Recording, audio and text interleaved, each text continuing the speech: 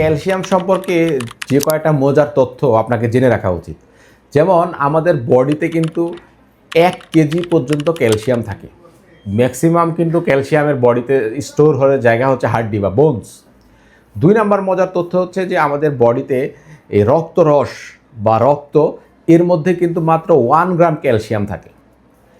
3 number important এবং গুরুত্বপূর্ণ তথ্য যে আমাদের ডেইলি প্রতিদিন কিন্তু 0.6 থেকে 1 গ্রাম ক্যালসিয়াম খাওয়া উচিত। আর সবাই জানেন ক্যালসিয়াম সবথেকে বেশি সমৃদ্ধ খাবার হচ্ছে ডিম, দুধ, সামুদ্রিক মাছ এই ধরনের খাবার।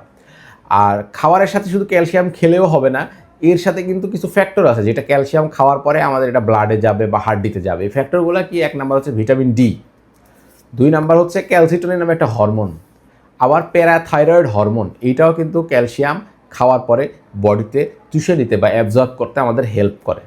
তো ক্যালসিয়াম সম্পর্কে এরকম আরও মজার মজার তথ্য জানতে আমাদের ফেসবুক পেজ এবং ইউটিউব চ্যানেলেই থাকেন।